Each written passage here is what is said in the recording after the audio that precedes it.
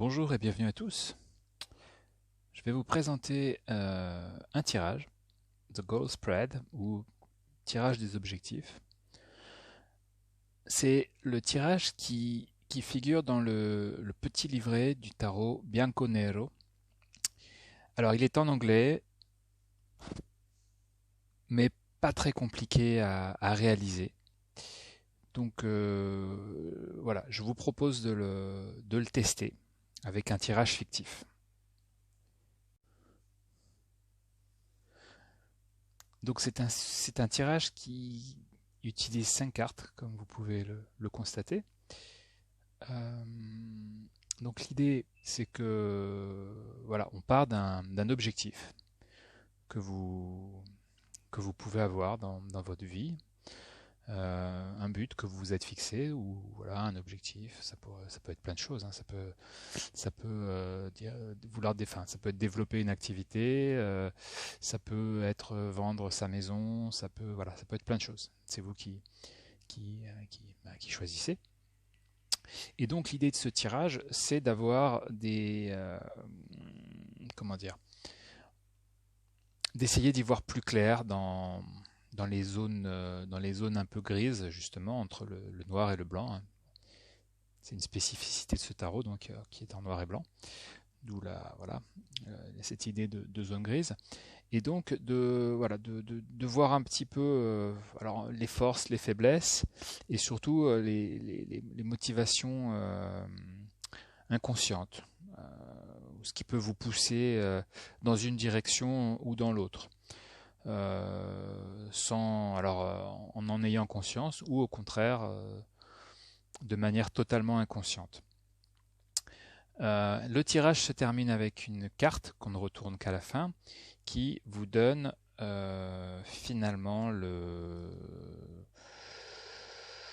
on va dire, un conseil pratique pour vous rapprocher le plus facilement de votre objectif, et justement de trouver les solutions aux difficultés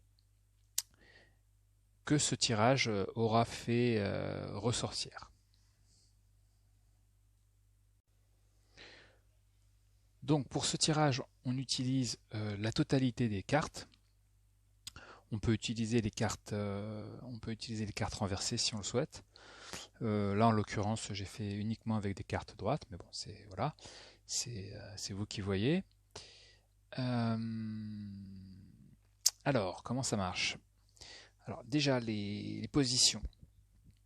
On va commencer donc avec la carte la plus à gauche, qui représente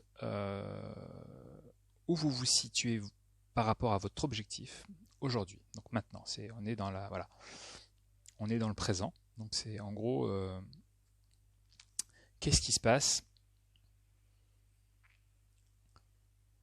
et bon, on voit si déjà il y a des difficultés qui émergent ou pas. C'est le point de départ. La deuxième carte, celle-là, représente votre objectif et la relation que vous avez avec lui. Les cartes 3 et 4 sont la zone grise, à proprement parler. Donc c'est finalement l'entre-deux entre le réel et le possible. Ça peut faire ressortir, donc, comme je le disais précédemment, vos motivations inconscientes, mais aussi les difficultés justement liées à cet objectif que vous souhaitez atteindre. Et enfin, la dernière carte, donc l'intersection, c'est là où tout devient réel. Donc c'est la carte qui apporte un conseil pratique sur la façon de réaliser votre objectif, et sur la manière donc d'y parvenir. Donc c'est une carte que l'on ne retourne qu'à la fin, une fois qu'on a interprété toutes les autres. Donc on va partir d'un objectif fictif, qui serait celui de développer son entreprise et de la rendre rentable, de pérenniser l'activité. Et on va voir ce que nous disent les cartes. Donc, 3 de coupe, l'étoile, roi de bâton et roi de coupe.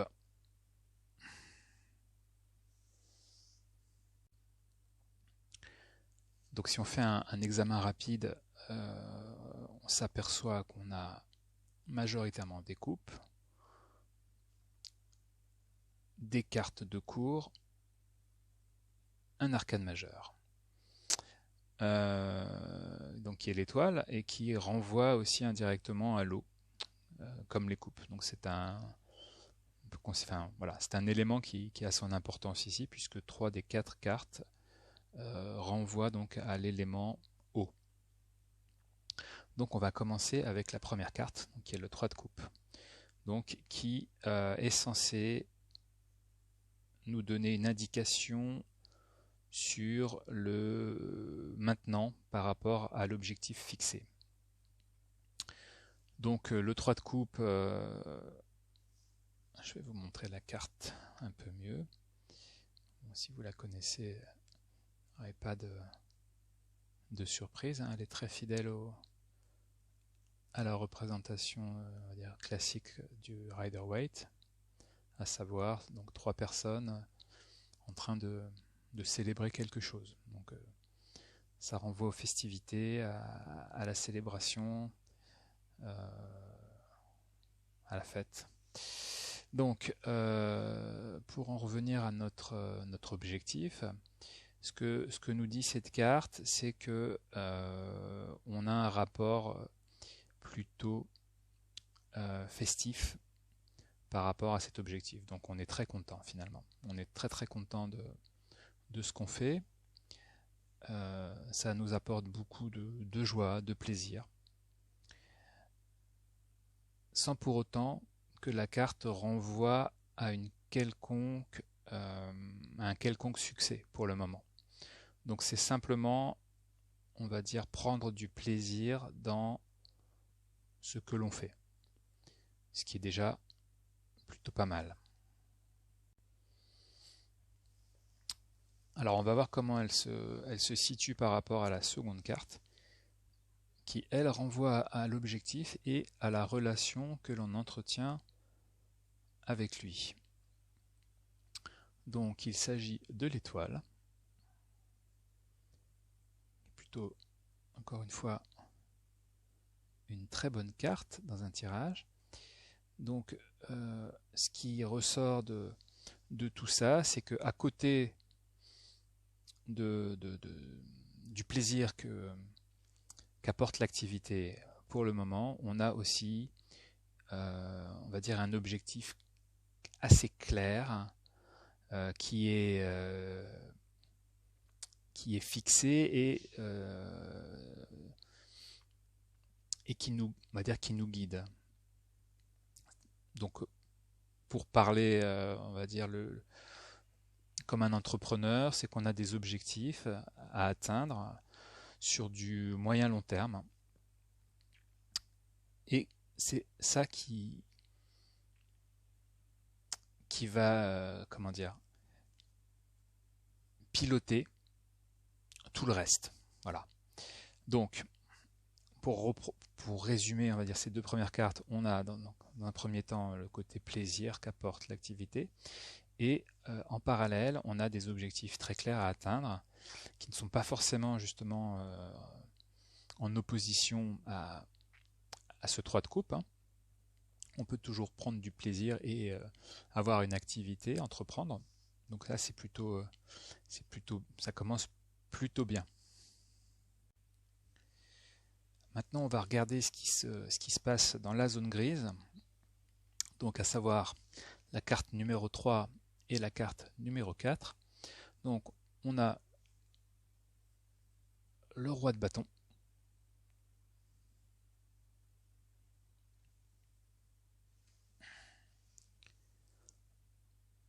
et le roi de coupe.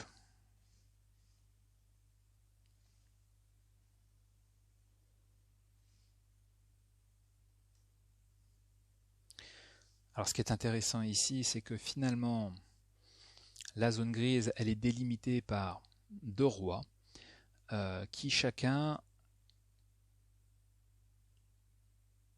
gouverne, on va dire, ou préside à quelque chose qui est assez précieux quand on est entrepreneur. C'est que vous avez avec les bâtons le côté justement, on va dire, un peu le feu sacré, ce qui fait que vous êtes capable de créer, de diriger, de faire croître votre activité. Et avec le roi de coupe, vous avez justement la passion qui va être en mesure justement d'alimenter euh, bah, ce que le roi d'épée essaye de mettre en place. Donc on a une vision assez claire de ce que l'on veut et surtout un bon équilibre entre le plaisir que l'on peut prendre dans cette activité et la rigueur que cela implique pour justement l'atteinte des objectifs. Alors le fait que finalement ces deux cartes soient sorties et représentent donc cette zone grise, ça a quand même une signification. Je dirais qu'au-delà de l'interprétation positive que chacune d'entre elles peut avoir, le fait qu'elles sortent comme ça, cela signifie quelque chose. Et là, en l'occurrence, on peut imaginer que l'équilibre justement entre le plaisir et la vision, on va dire, un peu business de l'activité euh, est essentiel.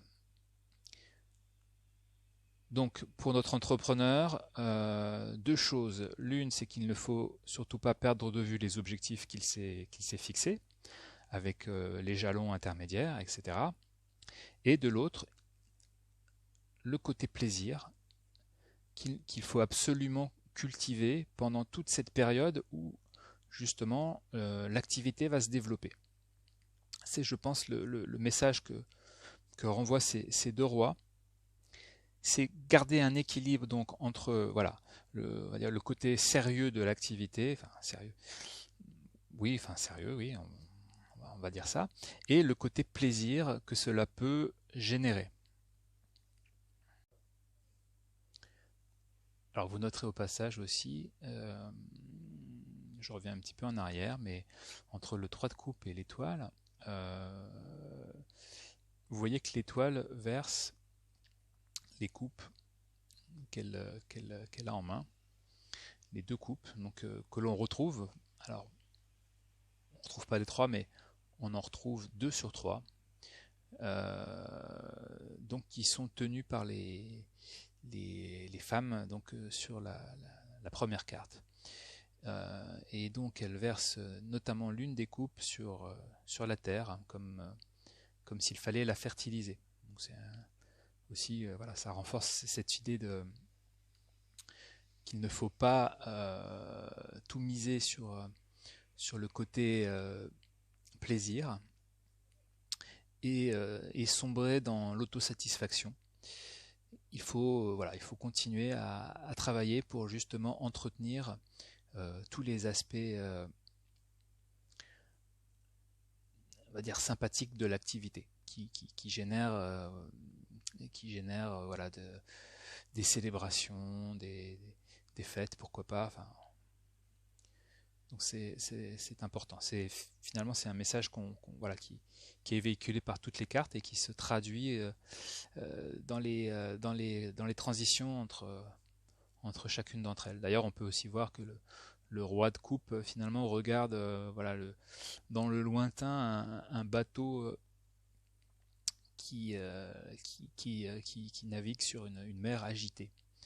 Donc encore cette idée de voilà de d'objectifs que l'on atteint mais qui nécessitent quand même on va dire du temps et surtout de garder le cap.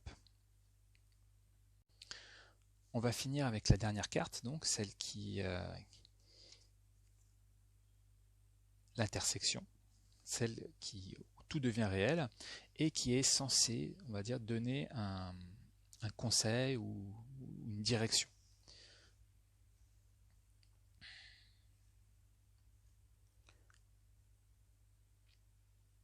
Alors, on a l'empereur, je vais vous le montrer.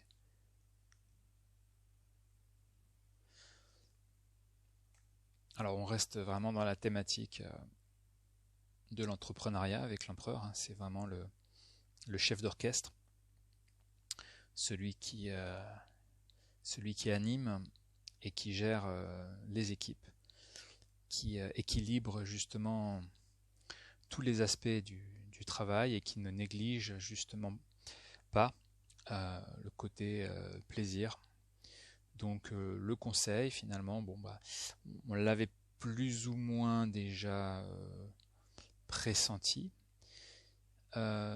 c'est de maintenir absolument en équilibre tous les aspects qui sont liés à l'entrepreneuriat, à savoir garder une vision claire et ne pas dévier des objectifs fixés, tout en gardant, tout en conservant, on va dire, ce côté plaisir, c'est-à-dire finalement, bah, ça peut se manifester par plein de choses, hein. C'est simplement être capable d'aller travailler en étant content d'y aller et pas en traînant les pieds. Donc ça va être le rôle de l'empereur, de coordonner tout ça et de maintenir tous ces équilibres, sans que l'un finalement surpasse l'autre. Donc le roi de bâton ne doit pas prendre le pas sur le roi de coupe et inversement. Voilà. Bah écoutez, j'espère que ça vous a plu et que ça va vous donner des idées ou même envie d'essayer. Donc n'hésitez pas à me faire des retours si vous testez le tirage ou à me poser des questions s'il y a des choses qui ne sont pas claires ou à me laisser un petit message. Ça fait toujours plaisir. Voilà. Donc merci et à bientôt.